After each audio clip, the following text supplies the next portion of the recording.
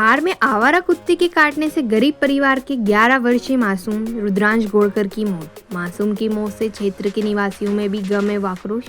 क्षेत्रवासियों का आरोप, नगर पालिका की घोर लापरवाही, नहीं पकड़ रहे आवारा कुत्ते, एनजीओ की लेते हैं आड़। शहर के बनियावाड़ी क्षेत्र में 15 फरवरी को ट्यूशन जाने के दौरान रुद्रांश को मादली अली में आवारा कुत्ते ने काटा था। 2.5 माह जिंदगी की जंग लड़ते हुए रुद्रांश तो हमेशा के लिए सो गए, लेकिन पिता तो जीते जी मर गए।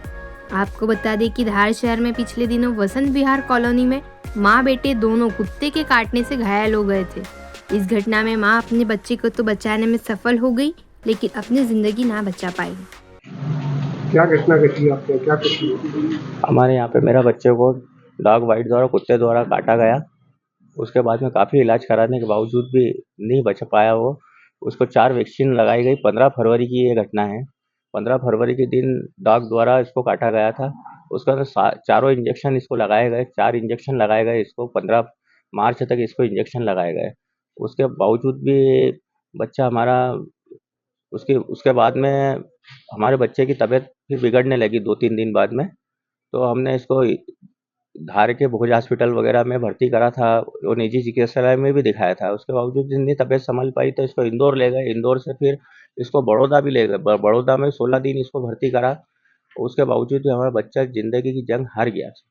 मेरा एक ही बच्चा था। बहुत दुखद घटना हुई है हमारे घर पे। हम ये चाहते हैं कि हमारे अलावा और किसी के साथ में ऐसी चीज़ नहीं होए। जो धार में आवारा कुत्ते घूम रहे हैं, इनको पकड़ना चाहिए और इन पे सख्त कार्रवाई होना चाहिए। जो कुत्ते जो नहीं पकड़ने देते उन पे सख्त कार्रवाई होना चाहिए। ये एक्शन नगर पालिका पहले ले लेती तो आज मेरे बच्चे की जान बच सकती थी। हेमंत घोड़कर, मेरे बच्चे का नाम रुद्रांश घोड़कर। वो अभी ही 5वीं पास करके 6ठी क्लास में गया था सर। बहुत दुखद घटना है ये। MMRP स्कूल में पढ़ता था मेरा बच्चा। क्या कहेंगे इस घटना को? ये जो डॉग बाइट की घटना हुई है, मैं इसका काका हूँ। यह रुद्रांश मेरा भतीजा है जिसकी डेथ हो गई अभी 11 तारीख को। 11 अप्रैल को डॉग बाइट की जो घटना हुई है ये 15 फरवरी को हुई थी और 15 फरवरी के दिन ही हमने उसको वैक्सीनेशन करवाया था। 4 वैक्सीनेशन के बावजूद जो डॉग बाइट होता है उसका 3 स्टेज जो था, मतलब उसको ब्लड आया था। तो हॉस्पिटल्स वालों ने हमें ये नहीं बताया था गवर्नमेंट हॉस्पिटल में कि इसको इम्यूनोग्लोबिन का भी इंजेक्शन लगाया जाना है, लेकिन उन्होंने हमें इस तरह की कोई जानकारी नहीं दी और ना ही हमें वो इंजेक्शन लगाया। हमको 4 वैक्सीनेशन के बाद एक जो वैक्सीनेशन और लगाना था उसके बारे में कोई जानकारी नहीं दी, नहीं वहाँ के डॉक्टर्स ने हमको लिख के दिया। जब इसकी थोड़ी तबीयत ख़राब हुई हम इसको धार के अलावा फिर हम इसको इंदौर के बाद भी जब प्रॉब्लम्स आई तो हम इसको वडोदरा लेके गए। वडोदरा में हम लगभग 27 तारीख से थे और 11 अप्रैल तक हम 16-17 दिन वहीं पे थे। वहाँ के डॉक्टर्स द्वारा भी यही कहा गया कि इसको इम्यूनोग्लोबिन का इंजेक्शन लगाया जाना चाहिए था, जो कि नहीं लगाया गया।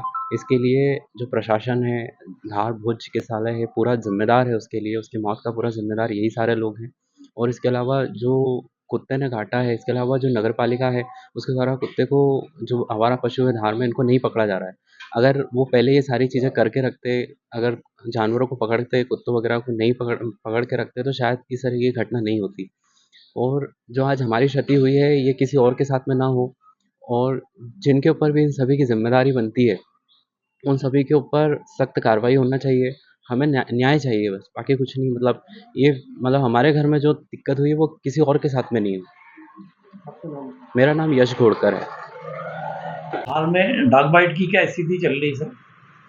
डॉग बाइट की अभी हम लोगों के पास जो ओपीडी में बच्चों के मरीज और बड़ों के मरीज सप्ताह में 6 से 8 आ रहे हैं, महीने में 20 से 25 के अराउंड आ रहे हैं, और ऐसे कोई सीवियरिटी वाले मरीज नहीं आ रहे हैं। और हम उनके पेरेंट्स को या उनके साथ वालों को ये ज़रूर सलाह देते हैं कि अगर आपके परिवार में किसी को कुत्ते ने काटा है तो आप प्लीज़ कृपया टीके लगवाइए। सर कितने टीके लगते हैं इसमें? इसमें 5 टीके लगते हैं। अच्छा जी। कम से कम 5 तो लगवाना चाहिए।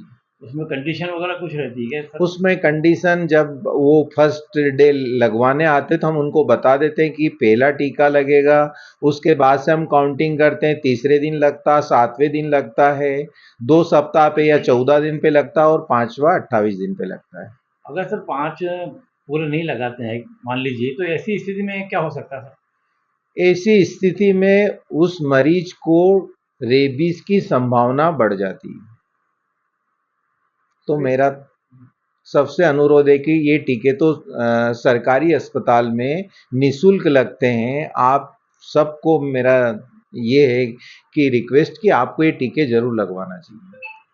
11 साल के बच्चे की डेथ हुई रेबीज के कारण बताया जा रहा है, उसका ट्रीटमेंट भी यहाँ चला। इस बारे में मेरे को कल ही पता चला उनके पेरेंट्स से कि उसको बड़ौदा ले गए थे और वहाँ उसकी जांच हुई, तो पुणे की जो रिपोर्ट आई है उसमें ये बताया है कि उसको रेबीज हुआ था। बट वो कल कोई पेपर नहीं लाए थे और यहाँ पे जो इलाज हुआ उसके भी उनकी कोई डिटेल नहीं थी। मैंने हमारे यहाँ जो बच्चों के डॉक्टर हैं उनको आज बताया कि ऐसा एक मामला अपने यहाँ आया, तो उन्होंने एग्री करा कि सर आया था और उनके पेरेंट्स उसको बड़ौदा ले जाने का बोल रहे थे, तो शायद बड़ौदा भी ले गए होंगे। तो मैंने उसकी फाइल निकलवाई है, आज बाहर है सर। कल मैं इसकी पूरी जानकारी लेता हूँ इस बच्चे को कि इसको यहाँ किस प्रॉब्लम की वजह से भर्ती किया था। परिजनों का आरोप है कि 4 डोज के बाद अगर 5वां डोज बच्चे को लग जाता तो उसकी जान बच सकती है। बिल्कुल, मैं इस बात से एग्री करूँगा कि उसको अगर कंप्लीट डोज़ लग जाते तो शायद हो सकता है कि ये परेशानी या समस्या नहीं आती।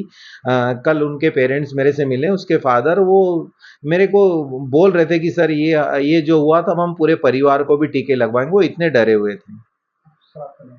Doctor Mukund Barman, civil surgeon, धार।